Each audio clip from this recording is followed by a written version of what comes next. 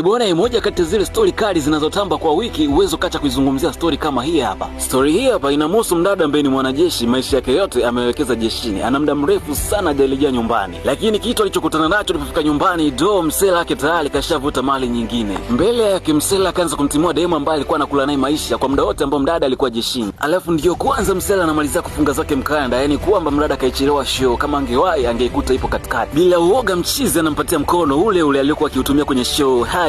Sasa mrembo alikataa mkono kwa makusudi. Mchizi akasema sababu ni wewe. Mrembo akasema kama ndo ni mimi kwa nini? Unajua ni kwa sababu gani nimetembea naye? Kwa sababu namuona yeye kama mwanamke na wala sio kama mwanajeshi.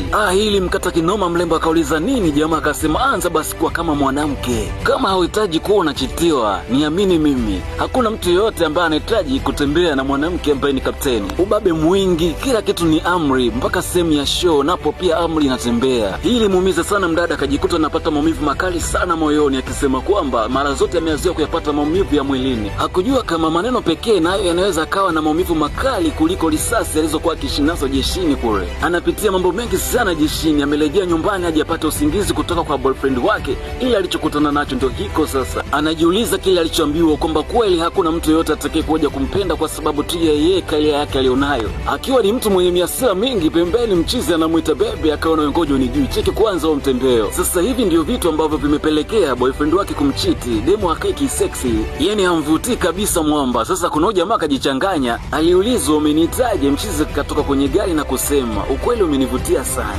Mrembo akauliza unamaanisha nini umenipenda? Mchizi akasema anamaanisha binti wa jeshini. Ile kabla mchizi hajamaliza kujielezea sana, alipigwa mswaki wa pua ikaenda pembeni. Mara ghafla akatokea boyfriend wake Keti, akaambia unafanya nini? Mtu ende ndani. Akamshika pale ili aende naye ndani. Huyo ndio Catherine Captain Jael.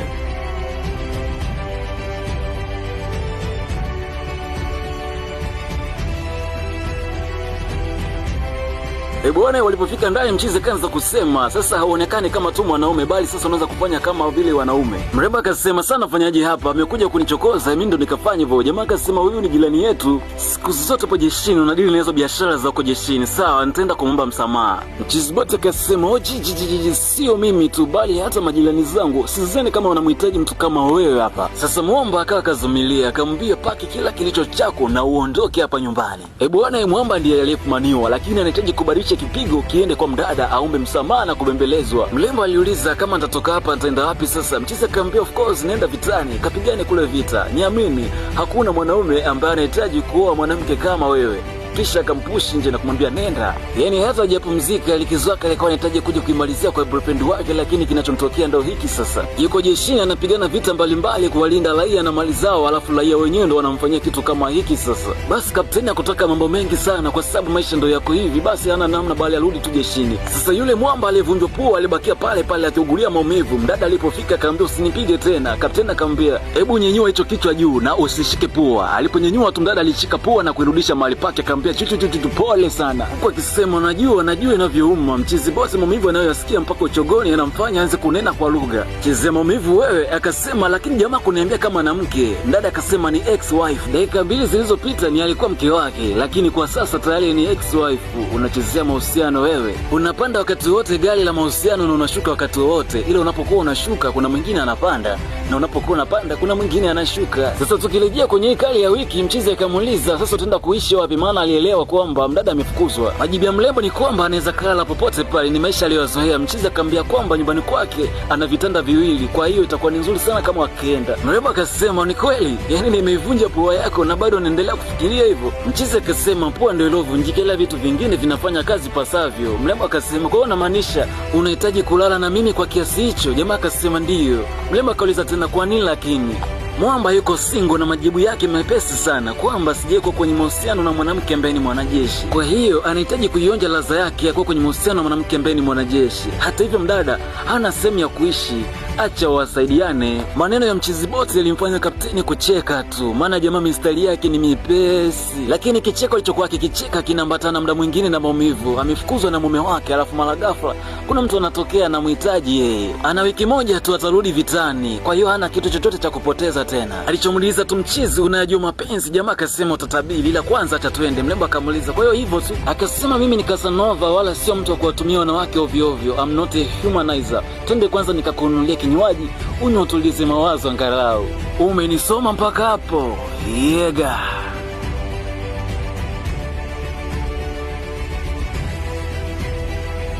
Sasa uliingia kwenye moja ya baa fulani hivi, mchizi hapa anafahamika kichizi, ni kila demo anampatia hai. Kwa sura hii fupi ambayo mchizi amemuoneshia mdada, ilimpa picha na kusema kwamba kwa hiyo kwenye hii baa kuna mwanamke ambaye hujatembea naye kweli, kwa sababu kila aliyekuwa akisalimiana naye kila mmoja anamuita baby, mwingine hani, yani kila mtu anampatia jina lake la kimahaba. Sasa mchizi alivyomshiza akamwambia ni wewe tu, maana esi ni binti hapo ndani ya hii baa, kwa hiyo pekee yake tu ndo ajaliwa. Akasema pia na yule jamaa mwenye mustache ambaye ni bartender, lakini hapo zamani alikuwa anaitwa Emma. Kule Mamtoni bwana, mtu mwenye jina la Emmanuel hafanani kabisa na kufanya kazi ya baa, kwa kidogo ilikuwa ni historia ya kuchekesha. Kapteni aliuliza kwa unafurahia kuendelea kuishi hivi? Mchizi akasema nafurahia kuishi maisha yangu kwa sababu unaamka asubuhi na mapema, naenda zangu kutafuta pesa na jioni naenda zangu baa, lakini pia kutumia usiku na wanawake wazuri, huku akimpapasa kapteni akimaanisha naye ni mmoja wa wale wanawake wazuri.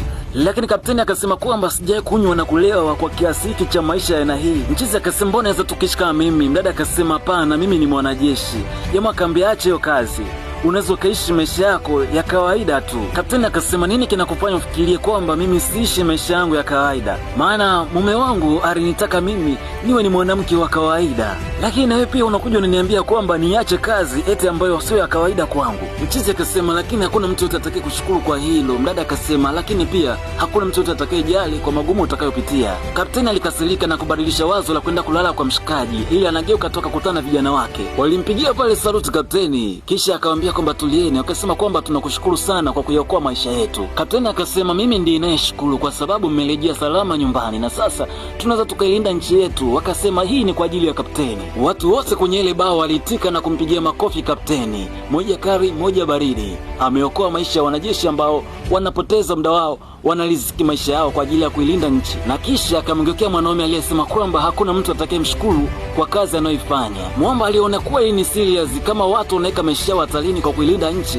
Alimwambia Kathleen samahani sana. Jibu la kapteni ni kwamba unaweza kanitoa kwenye ile eneo Casanova, huku akitabasamu. Mwamba akasema kwamba itakuwa ni heshima kubwa sana kapteni wangu. Kilichofuata pale babake unaambiwa ni kwamba mchizi alimpatia kile kitu kapteni alichokimisi kwa muda mrefu na ambacho alitegemea kipata kwa boyfriend wake. Amekuja likizo ya wiki 2 tu babake, kisha alirejea vitani. Kwa hiyo muda anaotumia vizuri pasavyo. Kama jamaa alizingua boyfriend wake, sasa ache Mwamba aendelee kumkaza kisawasawa. Mipinduko iliendelea tena na tena baba kwa ule usiku, ikawa ni asubuhi, mchana, jioni, popote pale. Likizo ya mrembo ilikuwa ni tamu ile mbaya, akifurahia maisha na mapenzi mapya kutoka kwa mchizi bot. Unaambiwa kwamba kwa mapenzi ambayo aliyapata kutoka kwa huyu mchizi ndani ya wiki 2 tu hakuwahi kuyapata, yani tangu ayo kwenye mahusiano na yule jamaa. Sasa kuna hii siku mlembo akiwa kalala, mchizi alikuwa anamnyemelea taratibu kama anataka kuchukua silaha hivi. Ile fasta kapteni alinyanyuka na kushika mkono wa mchizi. Jamaa akamuonesha pete kwamba amezamilia sasa anahitaji kumvalisha pete. Mdada akasema lakini kwa nini?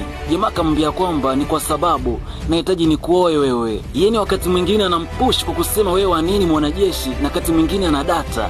Ndio kwanza anahitaji kumfanya awe upande wake maisha yote. Mdada akasema lakini nimekufahamu wewe kwa siku 3 tu. Jamaa akasema najua, lakini sio muda mrefu utarejea vitani. Unajua nini, nitakuwa kichaa sana kama endapo utakutana na mtu mwingine tena, na hiyo itapelekea pengine nisikuone tena. Kapteni akasema nafikiria aisee, hii ni romantic moment ambayo sijawahi kuisikia kabisa. Mwamba alitabasamu akasema kwa hiyo inamaanisha kwamba ndio umekubali nikuoe? Mdada akamwangalia na kumwambia kwamba hii inamaanisha hapana.